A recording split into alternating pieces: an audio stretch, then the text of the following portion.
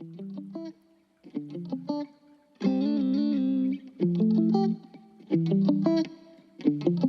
right, folks, welcome back to the Exit Interview, a podcast for Black educators. It's me, your host, Dr. Asia. And, folks, this next guest, when we met up, she said something to me. She said, I'm not even gonna give away what she's doing, what she's up to, but it's gonna be a treat to be to listen and get a notebook for this one. Because we're talking about, of course, an exit interview, but some ancestral healing work. I'm really excited to hear and share this information with you all. So make sure that you're listening and ready to take notes. But before we get into all that, welcome to the show, Dr. Jeanine L. Williams. Hello. So excited to be here. Yeah, excited to have you. Yes. Finally, we got a chance to get on the calendar. Yes. Tell the folks a little bit about yourself. Oh my goodness. Okay. So I'm Dr. Jeanine L. Williams, right? And I am a retired educator. I worked in higher education for 20 plus years as a professor, as a department chair. I also did work as a consultant. I had my own consulting practice at that time. Have always been interested in education as a liberation, right? So liberation Mm-hmm. theology. I'm a preacher's daughter too. So liberation theology and empowerment and what that means in educational spaces.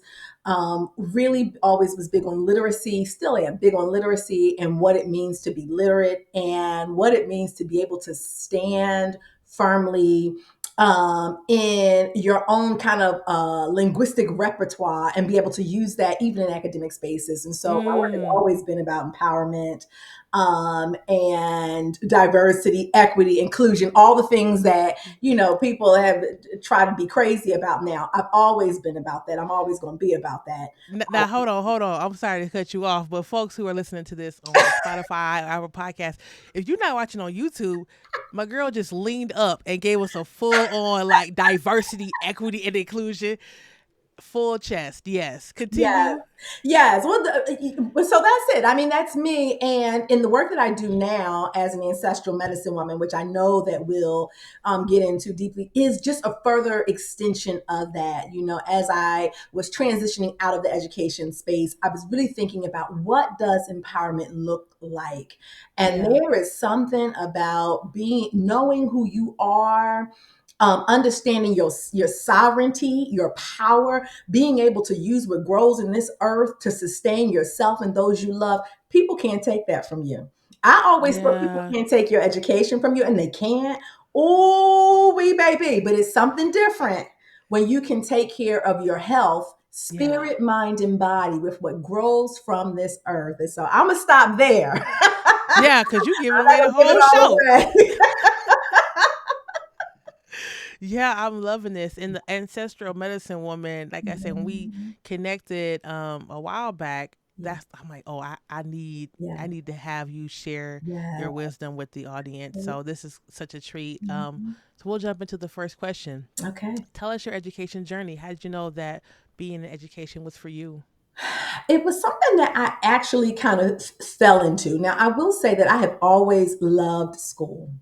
School was a safe space for me. I never much saw myself as athletic or anything like that, but I was always smart. Like Mm, I could use my brain. Being alone with my thoughts was always my favorite thing to do. Still one of my favorite things to do, and so education provided a good space for that. I always, as a preacher's daughter, like I was always fascinated or drawn to, church and just the expression that I got to see there. And so education allowed a space for me to exhibit or kind of flex some of my identity in that space as a professor.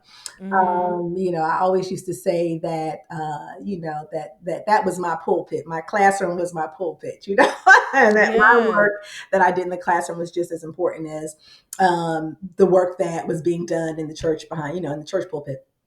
How did I know education was for me? I never set out to be an educator. As a matter of fact, if someone would offer me, oh, you should be a teacher. No, I shouldn't. I mean, that was not something that was good for me. But when I was in college, I remember always wondering why the students who looked like me were always in the developmental classes. There were Mm. always, it just was always something there, and it wasn't that they or we are not smart. It just, and I didn't have the words for it, but I knew that there was a problem with representation, that we weren't getting our just due, that our ways of knowing, being, and doing were not valued, honored, respected. And that's what I wanted to bring to the space. And so that's kind of how I fell into it. I was a peer counselor for academic support, like an academic bridge program one summer while I was in college. And it just kind of went from there. My pathway was very different. I was a psychology major. I have my master's in human development. Okay, I have a little friend here. I don't know what this is about. I have a master's in human development, but I focused on like the psychology behind education. So things like academic Mm. identity and all of that. Mm-hmm. And then from there, worked in those academic support programs, academic bridge programs, which ultimately led me to get my PhD in language literacy and culture. And I selected reading because part of like these bridge programs is always a critical reading course or reading course. And I'm thinking like, they know how to read. Like, what is this? What does this really mean? Mm. So that became a space to really interrogate this thing called literacy. Um, and also things like language, and make sense of the ways in which Black folk, I'm just going to say, put out people who look like me, and the Yeah. ways in which in education spaces we are marginalized, seen as less than. And it's not that we are less than. As a matter of fact, we're very capable, sometimes even more sophisticated, Oh right? yeah, for sure. Let's be real. But how we present does not align with what's considered acceptable in those spaces. And so I just wanted to be an advocate and really kind of tear that down Mm. in my own way, in the space that I had. So yeah, that's how I got into it. That's how I found my way. So it was kind of a sorted path. It wasn't I always knew I wanted to be an educator. It was Yeah. I want justice. And I don't like how Oh y'all treating us. Yeah. yeah. So let me come in here. There's so many. I feel like there's so many of us who go into education because we notice inequities Yes. as children, Yes. as high school Yes. students. Like, why are these Mhm. kids going this direction and these kids going this other direction? Or why can't my brother read and he's in third grade? Or like, why all these Yes. disciplinary actions Yes. happening to folks of color or students of color? Mhm. And we decide to jump in there and see Yes. what's going on. Absolutely. Yeah, I appreciate that. So, Mhm. you were a professor. Tell us about that part of your journey, because you said I was a professor. I did this. I moved up. I did. We want Yes. to hear about that as well. Yeah, so I started teaching part time, like when I was over an academic bridge program. Part of what I had to do was also teach this developmental reading course, which I knew nothing about. I was Mm-hmm. not good at it. You know what I mean? I was terrible at it, to be honest with you, because I didn't know what I was doing. And I was looking at it from a deficit perspective because that's the way it was presented to me. And it Mm. was, I remember I was also so I continued to teach reading part time. That kind of became my thing. And in one of my part time jobs, Dr. Elizabeth Peavy, she is an ancestor now, but shout out to Dr. Peavy because she is the one who introduced me to liberation theology, Septima Clark. I mean, like, and really challenge the way in which I was teaching Mm. this reading course. And she was a mentor to me. And then that led me, just kind of on. I eventually got a full time position at a community college teaching developmental reading. Can Yeah. you can you Hmm. s- back up a little bit and Yeah. tell us what that conversation was like with her? Like, what did she? How did she come to this? Like, hey, I know you probably think that you're doing okay, or maybe you don't, but how did she have that conversation with you that got you to shift the Yeah. way that you were thinking about the work that you were doing?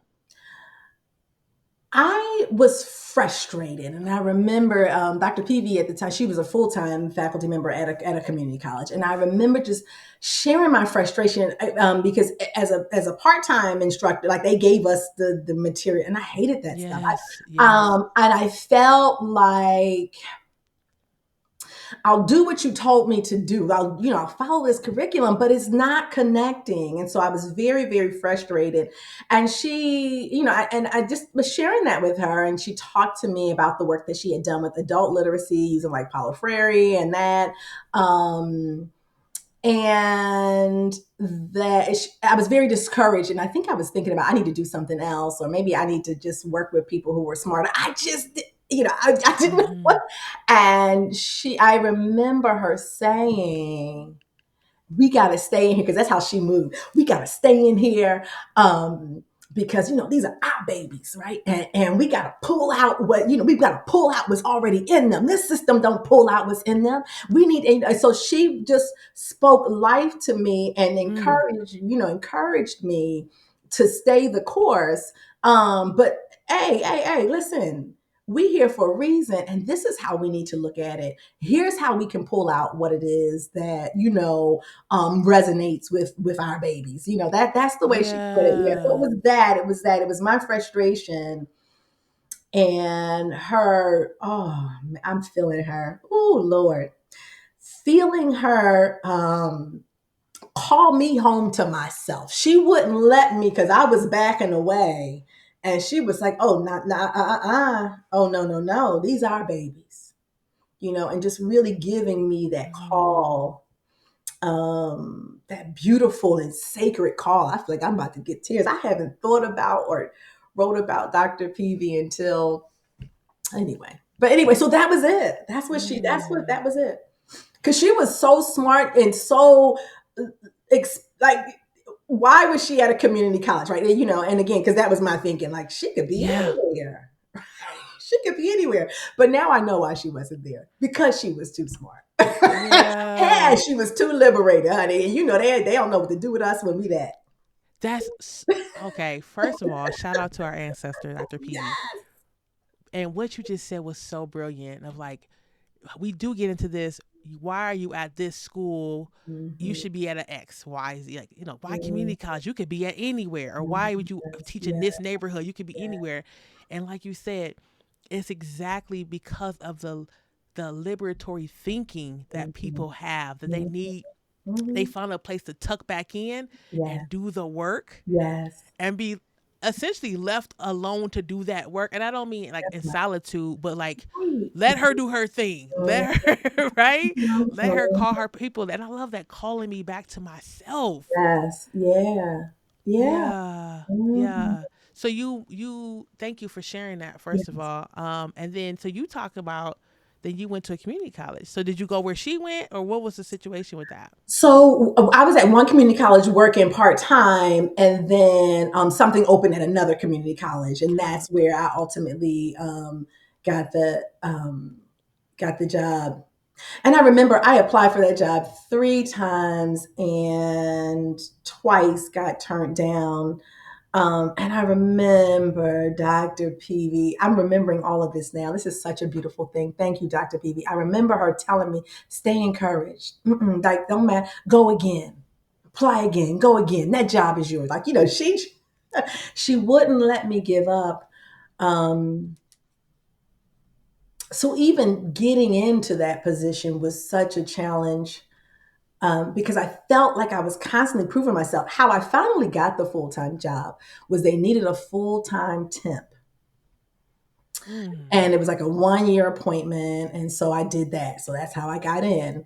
Um, and when it came time for them to convert that full time job, I mean, a temporary job into like a permanent, they made me apply again I would and, have. and, um, and interview again and do my mock lesson again. And Mm. I remember the day that I had that interview and had to do this mock lesson. I had taught 4 classes back to back. And I remember thinking to myself, I got to do a mock lesson. Y'all could have followed me around all day to see that I know how to do this job. Y'all playing with me, Yeah. and but I went in there.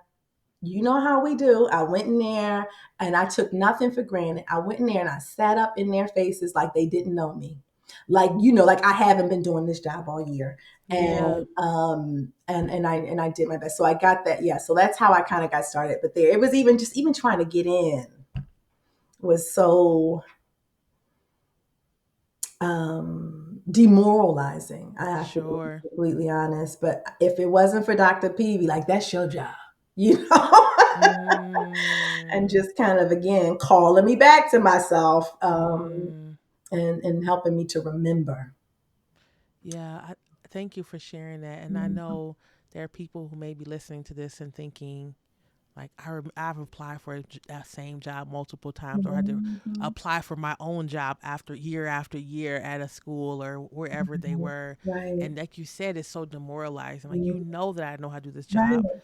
and better than anyone else, but just it's That like part. proving and showing over and over again. Yes. Yes. Yeah.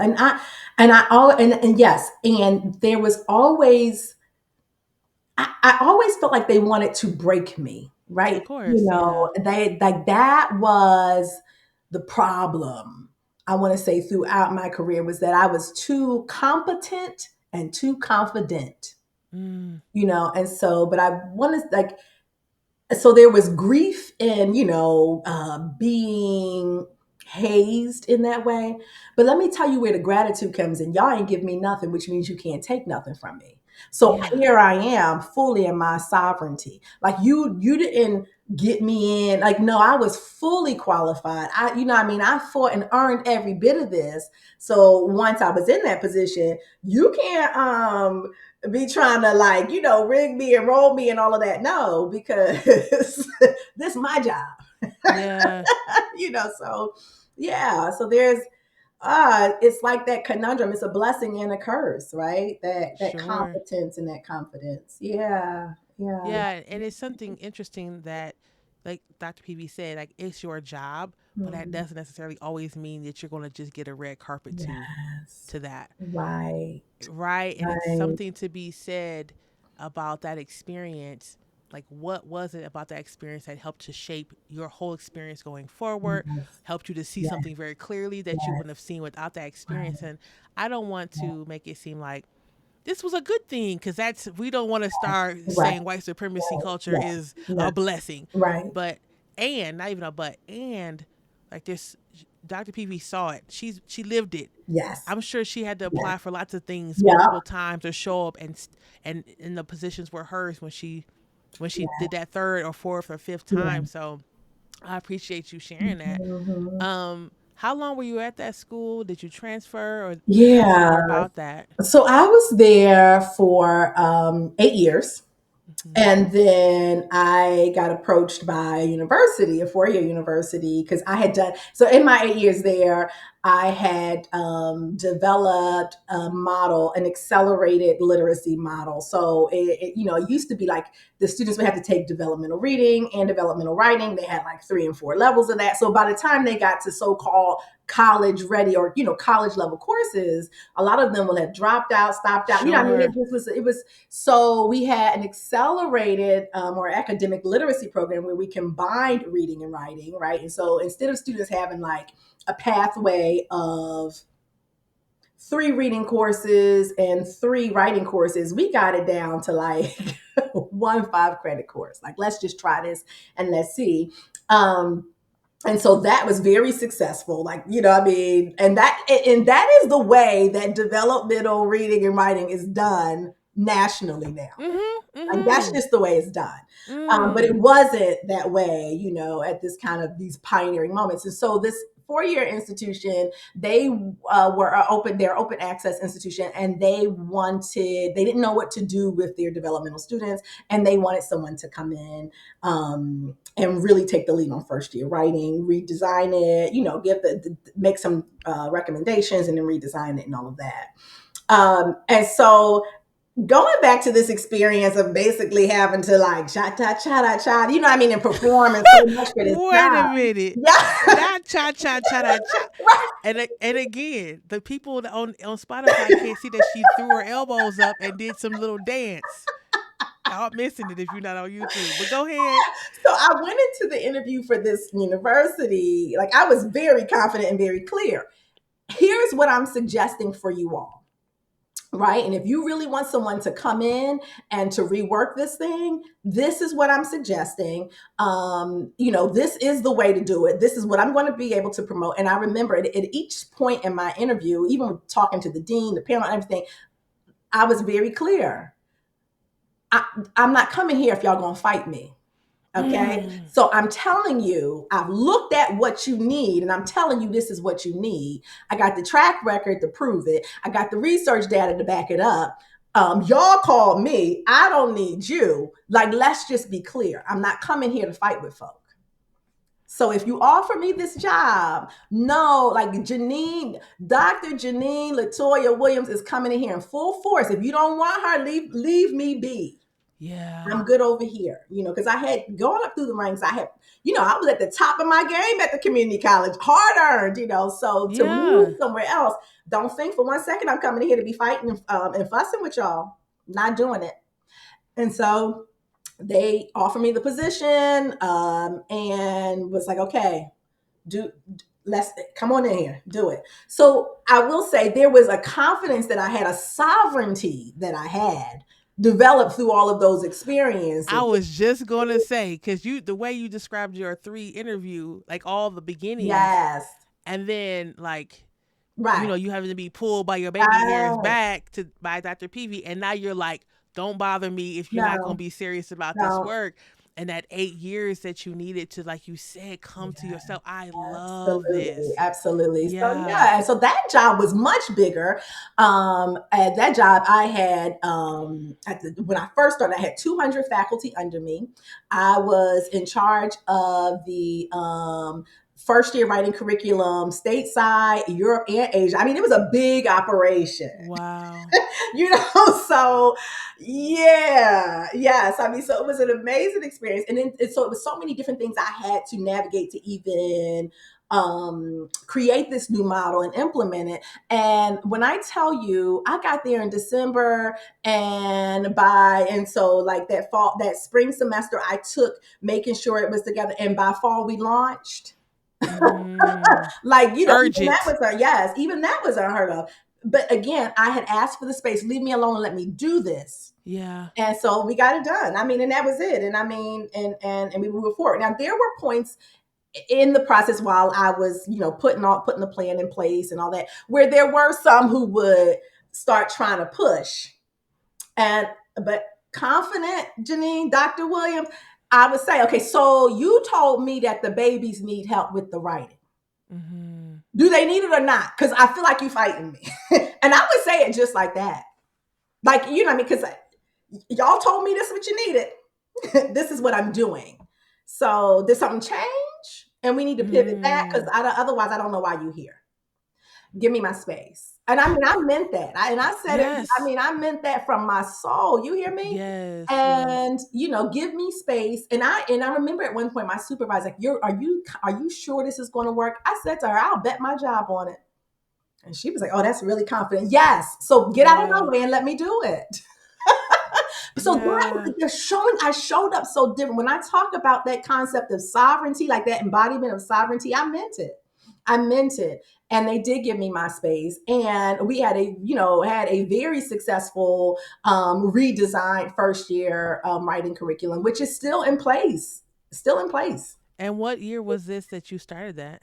That was in 20 so I start December 2016 is when I took that job, and so we launched it in fall of 2017. Yeah, so I Yeah. took kind of that spring semester in 2017 to really, fine tune it, get to build the courses, train the faculty, socialize the faculty, because this was a very different way of doing things. But at the heart of it, at the heart of even like the work that I did at the community college and the redesign for this course, it wasn't just, I mean, for this program, it wasn't just structural, but it was really how we approached teaching academic literacy in a way that really pulled out, right, the students' natural abilities to read, write, and think and communicate critically. Like that is natural. Like we Mm-hmm. don't have to keep putting up all these barriers.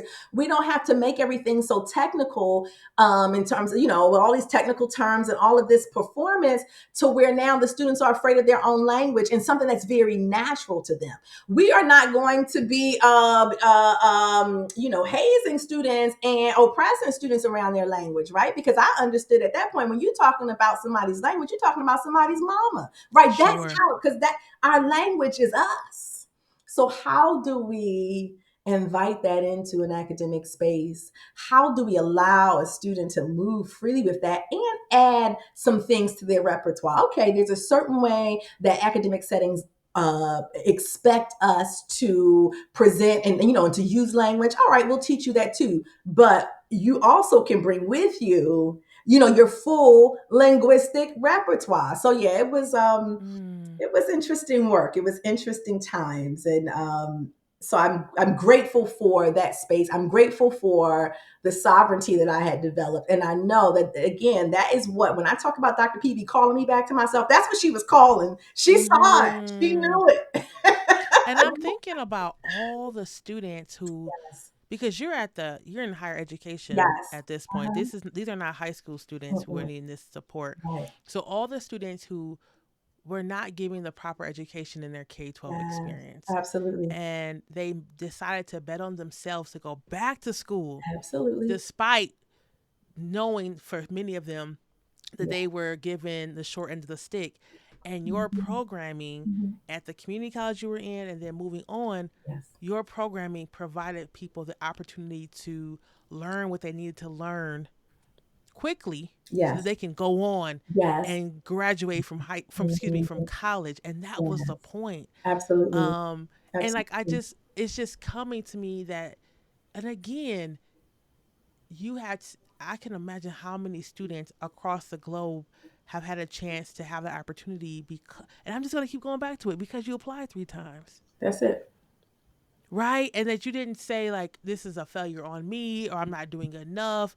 That you had someone who was like, absolutely not, like let's get this done. And like how much we need community when we're doing the hard work, Yeah. even if we don't realize that we need community when we're doing the hard work. And so, yeah, I just wanted to pause and say that Thank for a you. moment.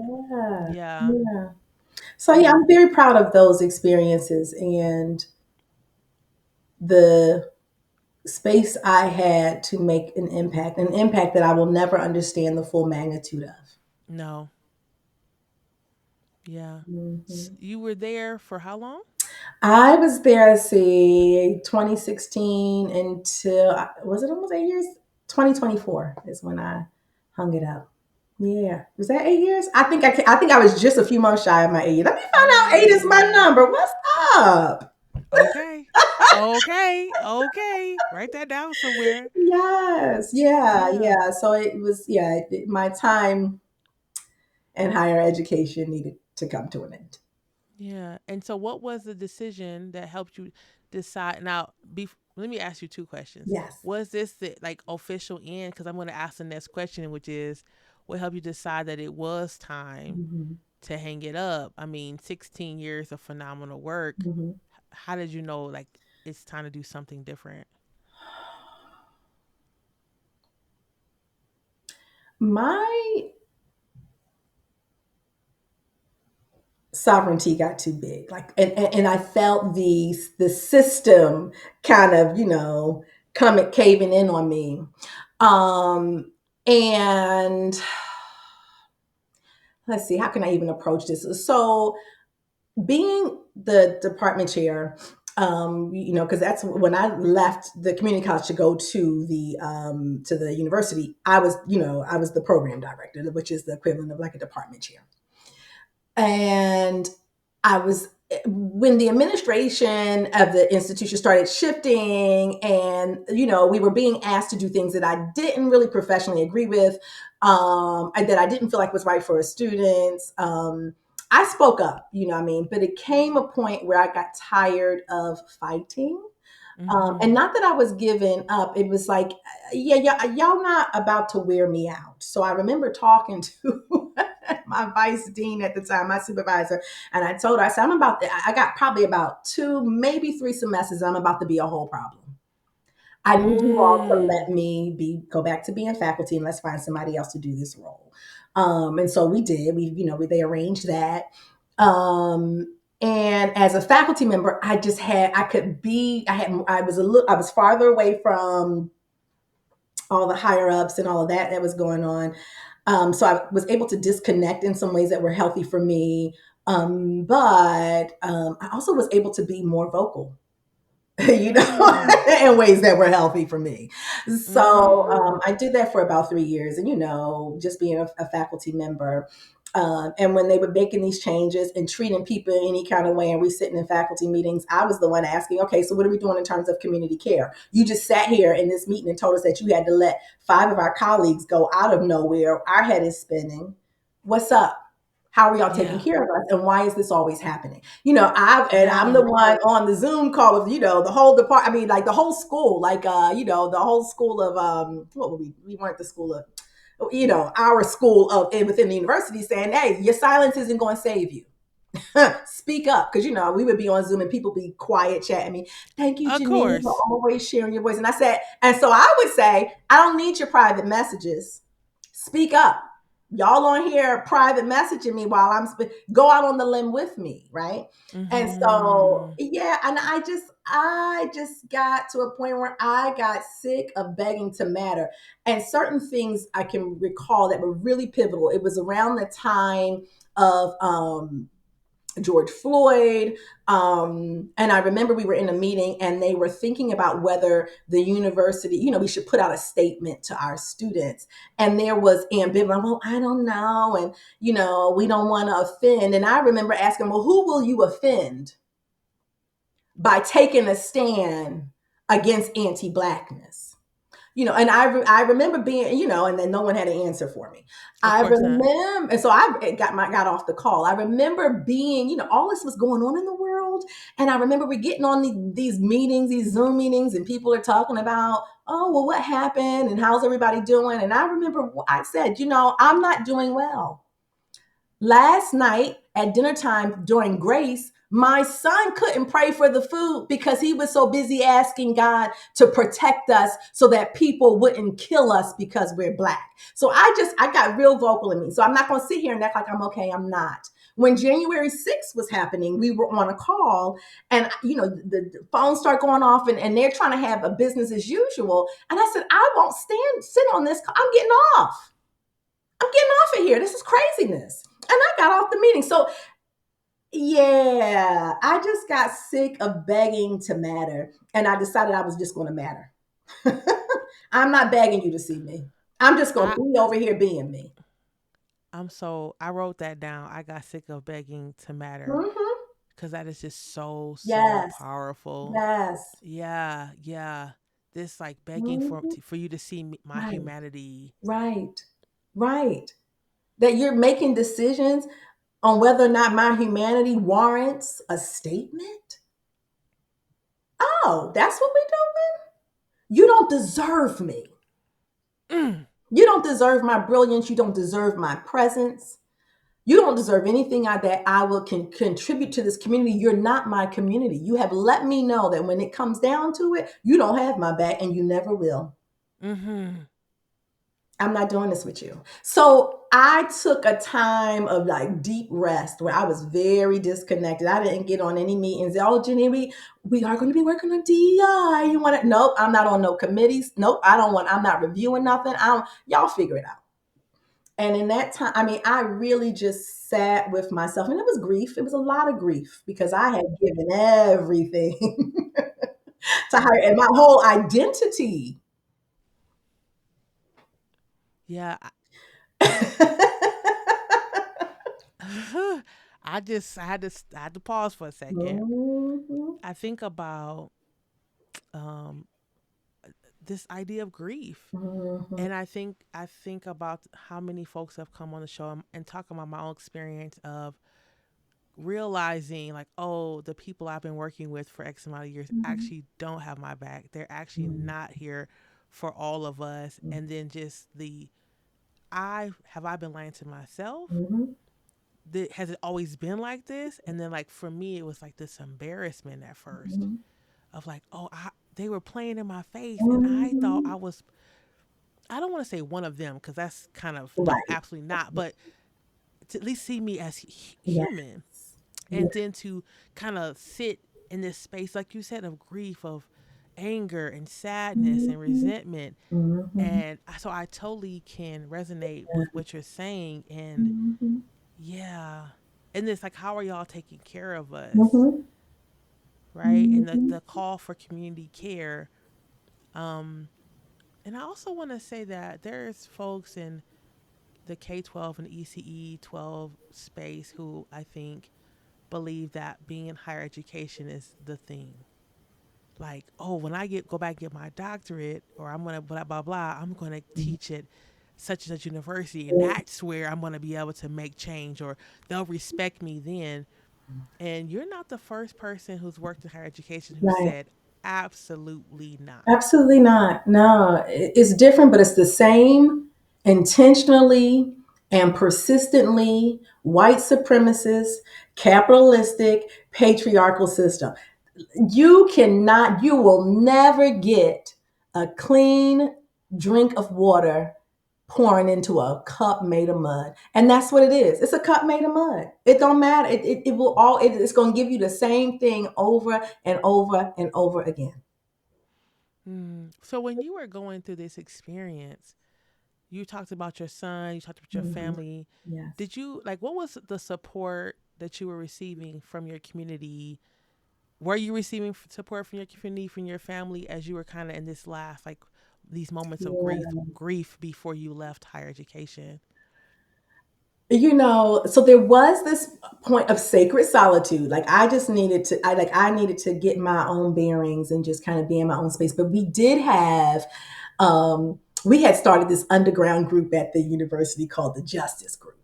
And what we did, we met every week, and we would just talk about the goings on, and compare notes, screenshotting crazy stuff in meetings and all that. And then we started going to the press.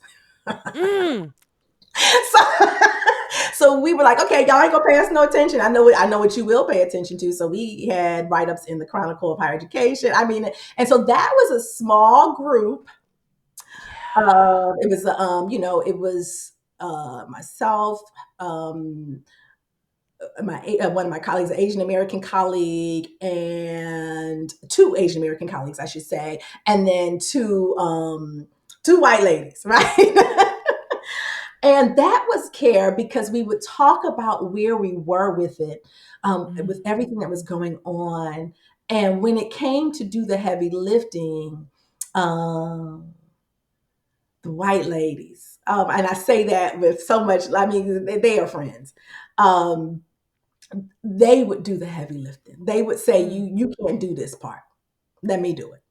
Mm. Or, they did not force us oh, to have to do that work of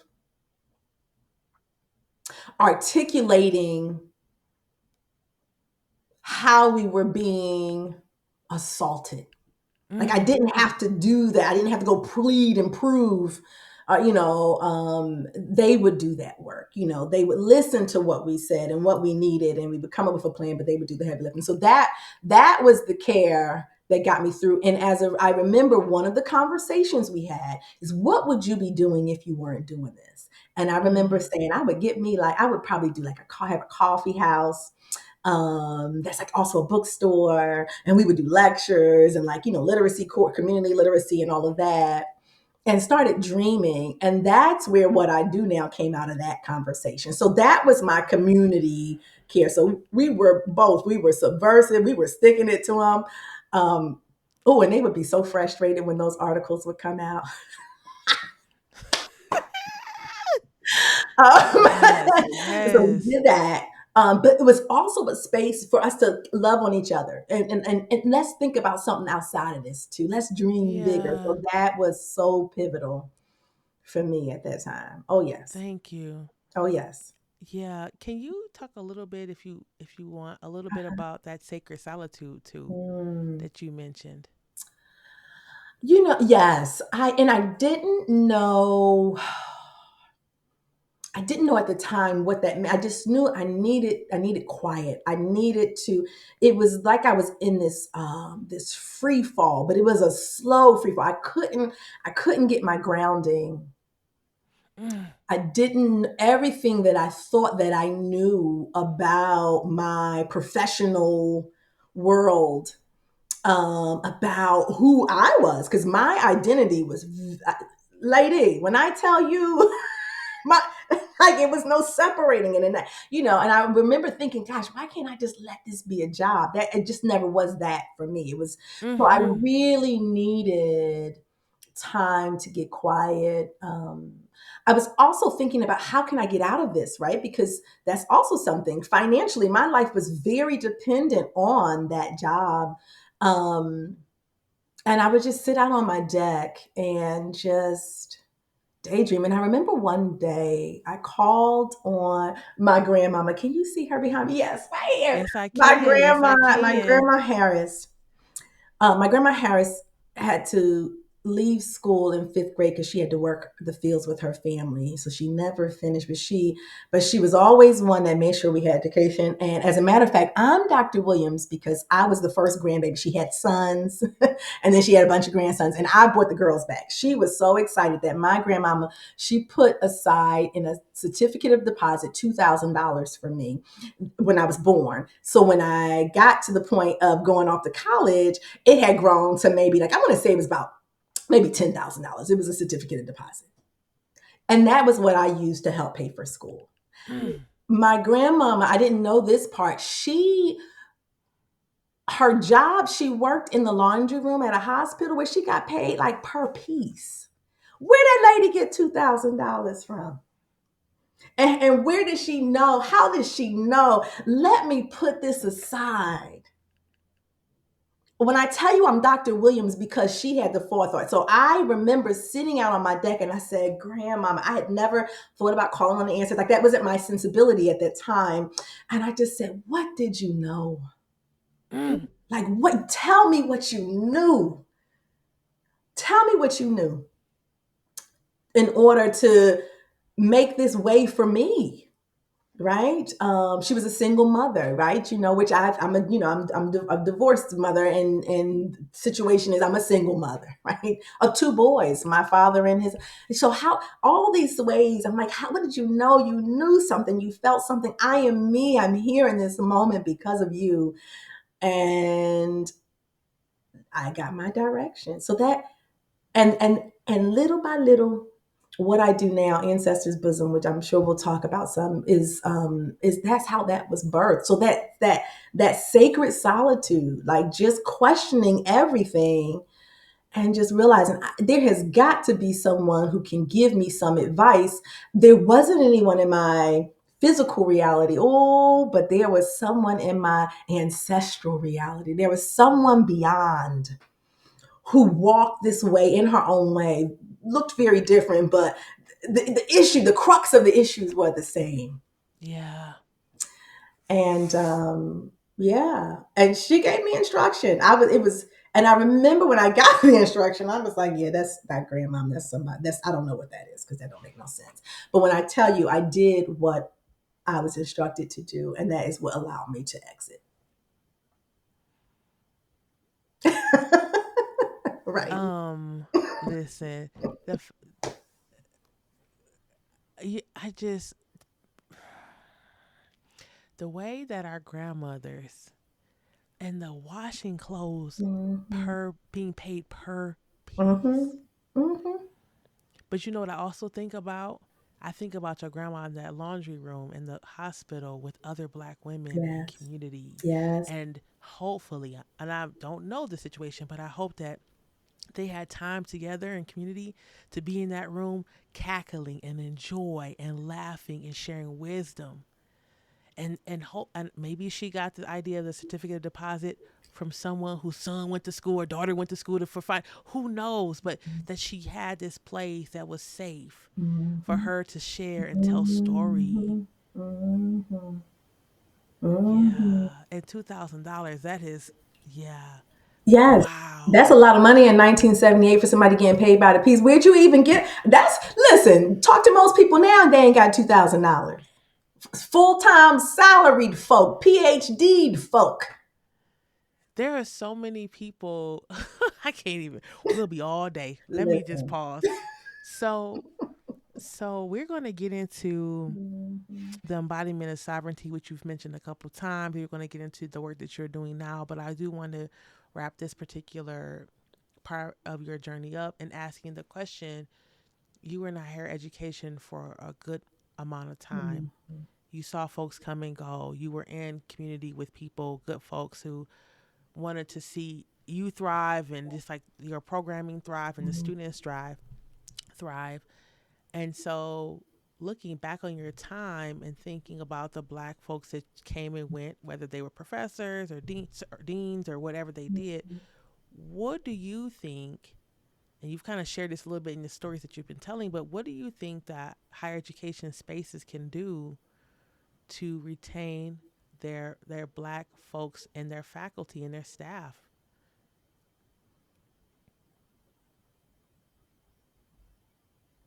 I'm pausing because I know what to say, but I just need to make sure it's what I'm going to say. I don't think it's anything that they can do. I think the system is done and it is crumbling, and that's it. And that was part of my leaving. Not to say, oh, screw everybody and y'all can all, but I knew that somebody has to go and birth, like something else has to be built because this is not sustainable and this is collapsing in on itself. The education system, like all of the systems in this country, are intentionally and persistently racist, white supremacist, capitalistic, patriarchal, and built on exploitation. And after time, it's not sustainable. And what we're watching is it collapse in on itself. Yeah. So does that mean that no one's educated? No, we need to be thinking about what education looks like outside of that system. That system can't save us. The system can't be saved. It cannot be. Community care is going to save us. Standing in our sovereignty is going to save us. Coming home to ourselves, that's what's going to save us. That's the only thing that's going to save us. Envisioning something different and something better, that's what's going to save us. What exactly does that look like? That's for us to decide. It's going to save us. Tapping into that ancestral wisdom. What did they know? And what does that look? Okay, I can take that knowledge, take that wisdom, take that inspiration. What does that look like now? That's it. So there's nothing that they can do to retain them. And anybody staying is, you have to swallow yourself. That is how the system is built. And that's not even to sound doom and gloom, but I have just learned to call a thing what a thing is and to speak truth to power.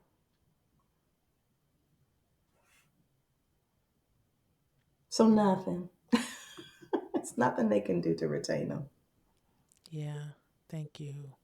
Thank you for that. Ooh. Mhm. Mm, mm, mm. Yeah, thank you. Um, that being said, Yes. you've talked about Dr. PV, you've talked Yes. about your grandmother, Yes. you've talked about your underground society, your group. Yes. Um, there are so many black folks who have taught us in some capacity. Mm-hmm. Preschool, kindergarten, in the Yeah. neighborhood, Yeah. higher ed, Yes. wherever. Are there black educators that you would like to shout out? I've shout out, I shout out Dr. PV. Our mamas, our aunties, those who didn't get the benefit, right? Using my air quotes here, of a formal education. Oh, but they knew so much. and they know so much, and they share their wisdom even from beyond. Mm. I used to have my degrees on the wall behind me.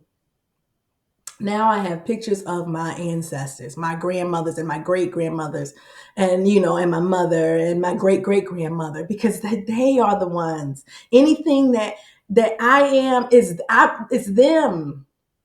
Is them, what they went through, the foundation they laid, and the ways that they still live within and through me.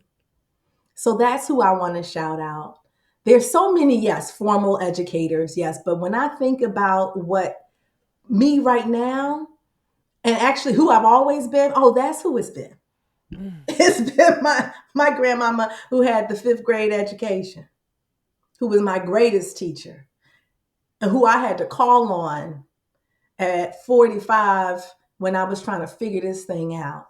My grandmama transitioned when I was 10, but guess what? That wisdom it was here, just waiting for me to call on it. Yeah. And so, yeah, that's those are our educators. And that's who we need to start tapping back into. Big Mama and them. Yeah.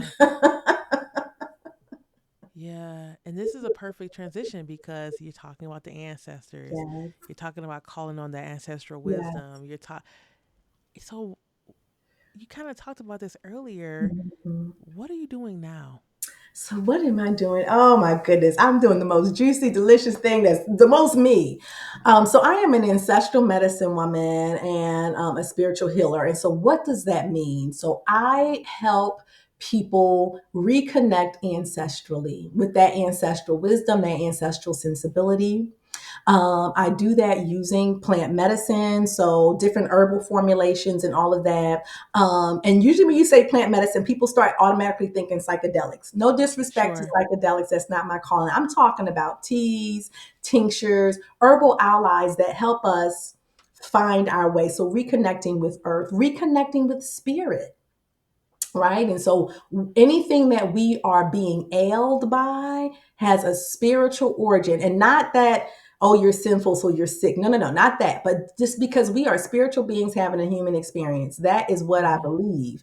And tapping into spirit, ancestry is spirit. Tapping into all of that is the only way that we come back to ourselves and can find that kind of that clarity and that way forward. And so that's what I do. I hold space for people, whether it's doing an energy reading, creating a formula for them. Yeah, just working in all of those different modalities. Sometimes laying of hands, like all being a seer, being a knower, like truly, truly tapping in to who I've always been at my core. If I think about it, education was a safe space, right, to Hmm. use those gifts or to fulfill that calling. But when education got too small for me, or the system got too small, or I had to break free, and here I am, right? And so standing fully in my sovereignty and helping others as they journey back to their own sovereignty. So that's what I do now. And I love it. It feels so me. Like that's what I knew to build.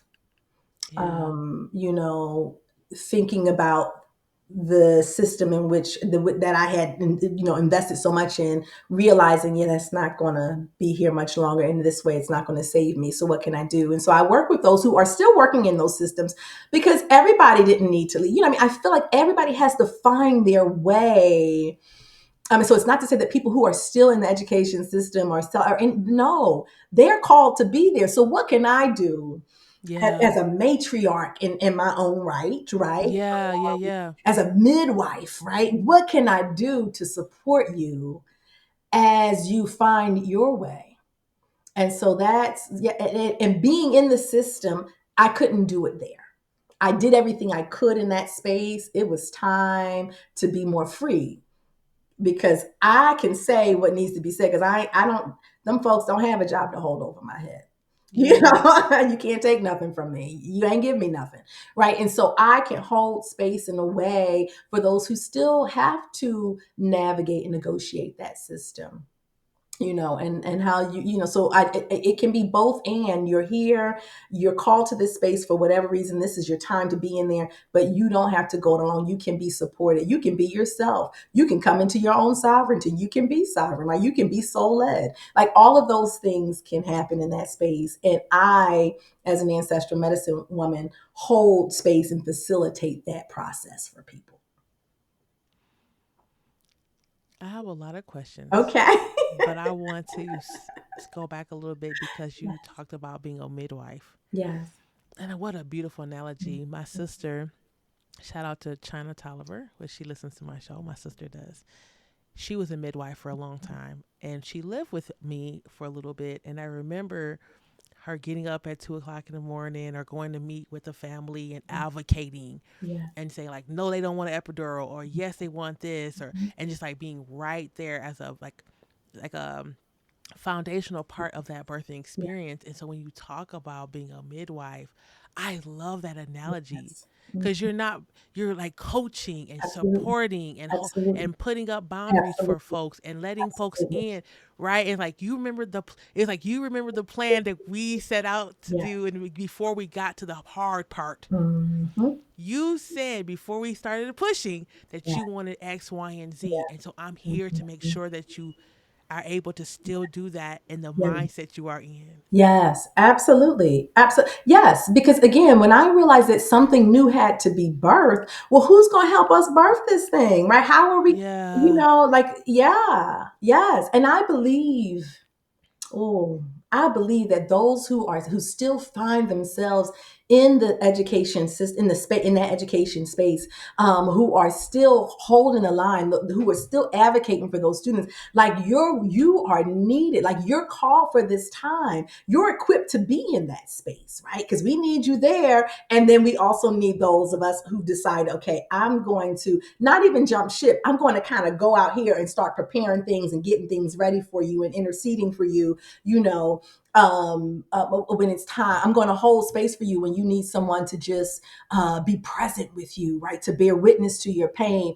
I'm going to be the Dr. Peavy to tell you, that's your job, or, you know what I mean? Or whatever it is that you need. Yes. And so I definitely I feel that, like, that I am helping, birthing that, because it's something new and it's Mm-hmm. something beautiful. It just is. It just is. Mm-hmm. I will never lose hope on that, ever. I don't care about their system. Let it crumble. It was never for us. We did what we needed to do within it,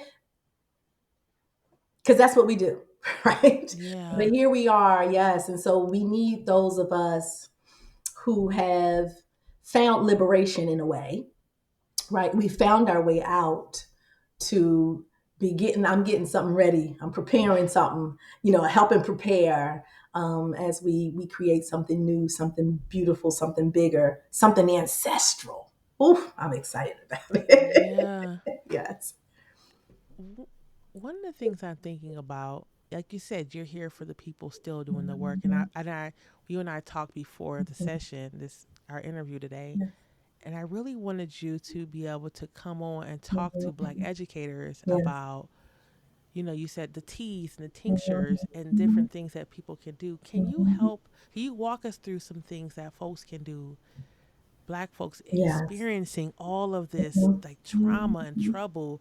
What can they do to be well? What would you suggest to them? How can they show up as whole as possible? Like, what do you have for them that you can advise them to do? Mhm. The first thing that I would say is to know that you are whole. Like there's nothing outside of you that's going to validate you, make you whole. Nothing. You are already whole. It's just coming back to that wholeness. And that is like, that's the thing. They distract us with proving ourselves that we don't even realize I already am. Everything I'm using to prove something to you, I already am. Why am I doing this? But that's the farce of white supremacy. Don't even get me started. To have you proven that you are who they already know you are. Mm-hmm. So knowing that you are already whole and starting to embody that. What does that look like? Stop giving everybody everything. What are you holding for yourself? How do you hold space for yourself? What's your morning ritual like? How do you connect with you? How do you get rooted and grounded in you daily? Right? Yeah, and then be human. Say no. We keep, Yeah. particularly Black folk, Lord, we know how to make a way out of no way, and we tend to make things look easy. Let some stuff fall apart. They cutting funding or they not giving you the resources. Stop making it all just happen anyway. Because you know what they say? Oh, well, yeah, see, they didn't even need it. No, let some stuff fall apart. Pull your energy back. Hold something for yourself. You already hold. Like they count on us to be in fear and to be overgiven and carrying on. Mm-mm. No fear. Release the fear. Yes, and I know that's so hard because I need this check, Hmm. or I don't want to let the students down. You can't be the only one caring for the students. Stop being complicit in your own exploitation. Mm. We got to start speaking the truth. You want X, Y, and Z, but you have only resourced me for X. That's all you're getting. And Period. you feel bad about for the babies. And you're not gonna Yeah. put that on me. But though that's a different sensibility. But I'm gonna tell you, when you are spending time and wholeness and grounding yourself and knowing, and then also we get afraid that if we let the chips fall where they may, that things are gonna fall apart. They're not. That lack, scarcity, that's an illusion.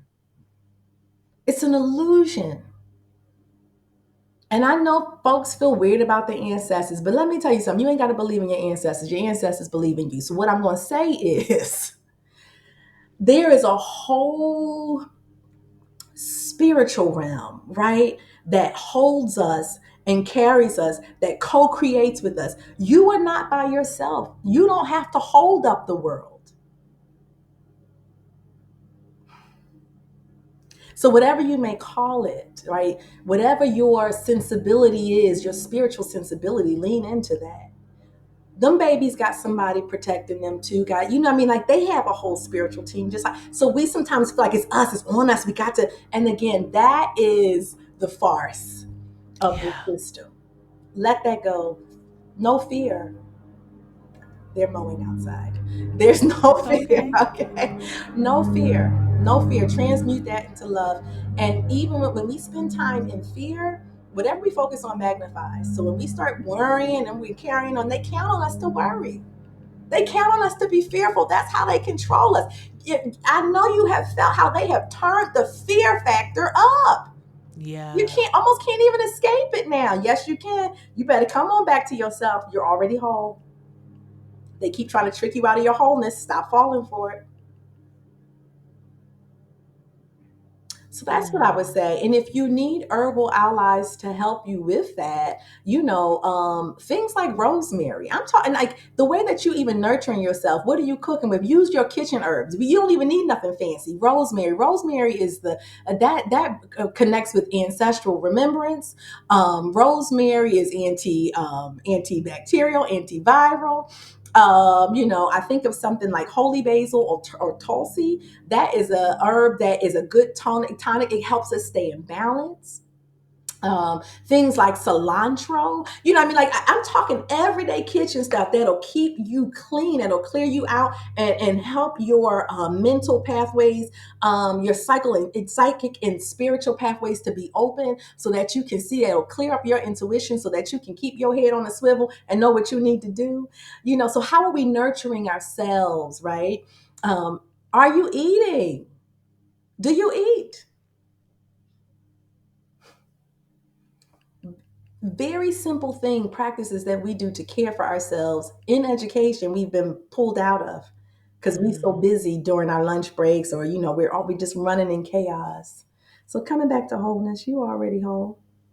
Sitting with tea rituals, making yourself a cup of tea and say, I'm gonna sit here and I'm just gonna have it. I don't care how long it takes. Taking back your time. Taking back your time. When I think about our enslaved ancestors and the fact that they had no bodily or time or autonomy, or very, very limited, whatever. I mean, they make it this. And here we are, as pulled and tight as we feel we have that. Go on and take your time. Stop rushing. Sit with them, or sit for them, and see how you come back to yourself, and see what resonates, and see how your intuition will open up, and see how, I mean, things will just start making sense, and your path will just be made clear for you. But you're already whole.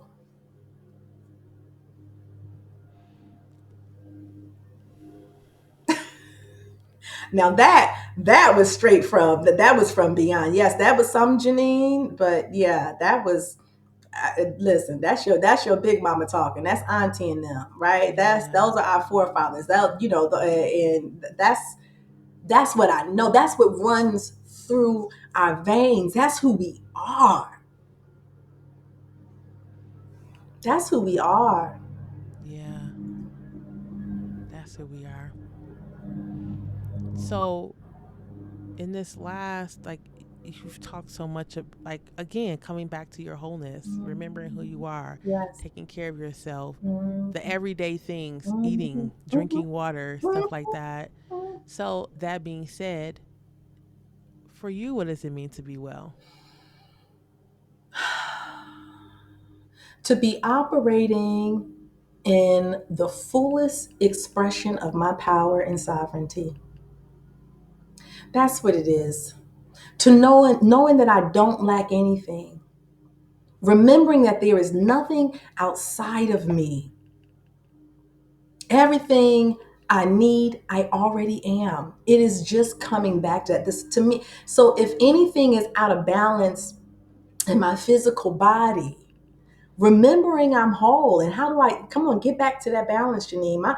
The body is designed to heal itself, to stay Yeah. whole. Period. It's designed that way. How can I work with that instead of working against it? So that's wellness for me, just being fully in my power and my sovereignty, to always be expanding, feeling expansive. Like that's usually my test of anything. If this is good for me, do I feel like I'm shrinking and swallowing myself? Or am I contracting? Right? Everything should be more, more, bigger, bigger, expansive, expansive, Yeah. and overflow, right? Giving from that space, existing from that space, being in that space. Oh, that's wellness to me. Yes. At its core, that is wellness to me. Mm, thank you so much. And if people want to work with you, want to connect with you, can you tell us again the name of your business, Yeah. how they can find you, where they can find you, so that we can spread this and we can take Yeah. care of ourselves? So my business is Ancestors Bosom. That's the name of it. And I came up with that name because I thought of all of the love and knowledge and wisdom that the ancestors hold within their bosom. I also thought about when they would give you a big hug and pull you into their bosom, is that it is a coming home to all of that, a reclaiming and reconnecting with all of that. Ancestorsbosom.com is the website. I offer free consultations. Maybe you don't even know where to begin, what you need from me. I do free consultations. I do custom formulas. I have one-on-one containers for those who want to, journey back to wholeness, spirit, mind, and body. I always start with spirit, because when we can get the spirit aligned, the mind gets aligned, and the body always follows. Like so, so Yeah. there's that. You can find me on Instagram at Ancestors Bosom. I'm on LinkedIn, Ancestors Bosom, Jeanine Williams. So, but the best place is probably my website, because you can click and get right on my calendar, and you can see what I offer as well. See what my offerings are. Um, Learn more about me and just connect. But I love to hold space. Like that's something I love to do. And so I know sometimes we're like, oh, I don't know, I don't want to bother. No, come. Because even if we just sit for that free 20 minutes, you'll leave different. You'll feel better. Yeah. You'll know something. You'll be more connected. And so I love to hold space, especially for educators, Black educators. Yes, come on home. Ancestors Bosom is waiting for you. Thank you so much, Dr. Mhm. Jeanine. Yes. This has been a blessing, folks. I hope that you all took something away from this. My notebook is full. Yes. So many good, beautiful nuggets I've received from this. Thank you for your wisdom. Thank you for your time. Mm. Folks, connect with Dr. Jeanine. She's doing great work. She's Yes. supporting community. And like she said, 20 minutes free, it couldn't hurt. And you've already gotten a sample from this Yes. podcast episode of what she could bring to your life. So Yes. Absolutely. um, we just thank you so much for coming on the show. And you have a great rest of your day. And folks, take care of yourselves, Yes. eat your food, drink your Yes. water, and we'll see you next time. All right. Absolutely. Thank you so much, Dr. Asia. It's been a pleasure. Yeah. Same. Peace.